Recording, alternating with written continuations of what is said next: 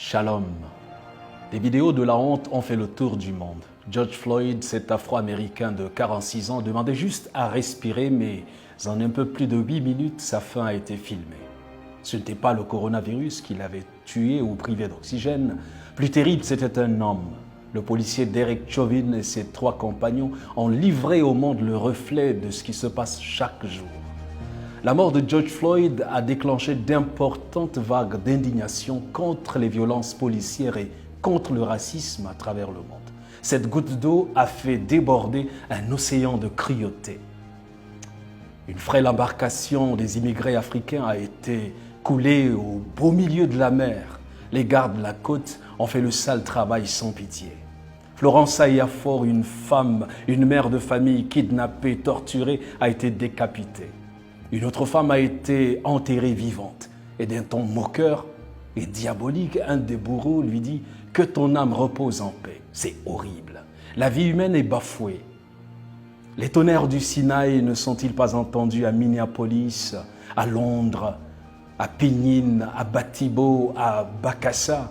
Tu ne tueras point. C'est un commandement bien plus complet que nous le pensions. Il appelle à respecter toute vie humaine, à regarder tous les êtres humains comme créés à l'image de Dieu lui-même. Cela inclut les blancs, les noirs, les jaunes, les rouges, les pauvres, les enfants à naître, les personnes âgées, les handicapés. Les humains portent l'image de Dieu. Ils méritent donc qu'on les traite avec dignité. C'est ce qu'enseigne la Bible. Mais l'évolutionnisme dit que les êtres humains sont comme des animaux. Alors, il faut supprimer ceux dont la qualité de vie est inférieure aux normes. On peut ignorer les besoins des pauvres et des faibles. On peut faire avorter les bébés non désirés. Après tout, c'est la survie du plus fort. Et tant pis pour les faibles. C'était l'argument que Hitler utilisait pour éliminer les fous, les handicapés et finalement les 6 millions de juifs. L'évolutionnisme, c'est bien ce que nous enseignons dans les écoles. Et ne soyons pas surpris de la tournure des événements. C'est triste de constater que nous n'aimons pas les gens. Nous aimons ce qu'ils font pour nous. Et quand ils ne sont plus utiles ou s'ils deviennent gênants, nous les jetons comme une peau d'orange sucée. La dignité humaine ne vient pas de l'utilité d'une personne, ni de sa religion, ni de la couleur de sa peau, ni de son âge, ni de sa tribu, ni même de son statut social. Un tétraplégique a la même dignité qu'un footballeur de classe mondiale, un musulman a la même dignité qu'un chrétien, un noir a la même dignité qu'un blanc.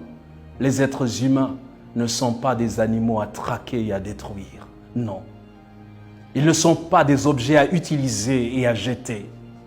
Ils portent l'image de Dieu. Et à ce titre, ils méritent le respect. Malheureusement, il y a des Derek Chauvin parmi nous. Ils étranglent le pauvre, la pauvre veuve, ils frustrent le pauvre orphelin. Ils font trébucher, noyer la justice aux portes de nos tribunaux. Que l'innocent croupisse en prison, cela ne leur dit rien absolument. Qu'ils périssent sans jugement ne les privera nullement du sommeil.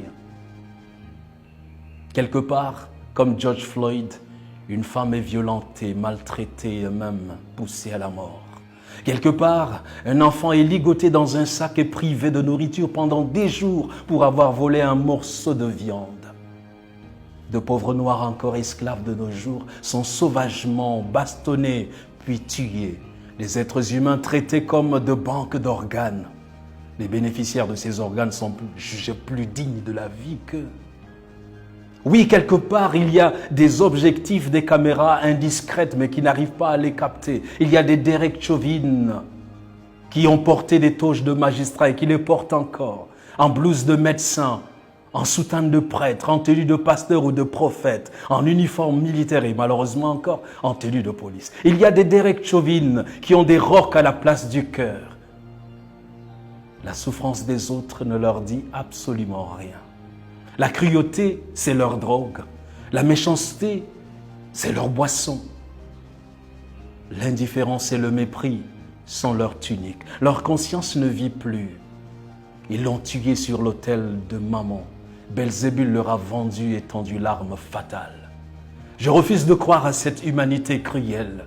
Je cherche, je vois qu'il y a encore un reste de l'humanité que Dieu s'est réservé pour montrer le chemin, la vérité et la vie.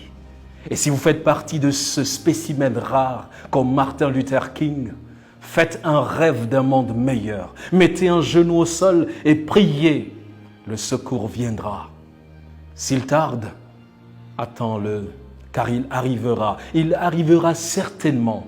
Mais en attendant, tu ne tueras point. Tu aimeras ton prochain comme toi-même. Human life matters. If you are oppressed, keep this song in mind. We shall overcome someday. God bless you.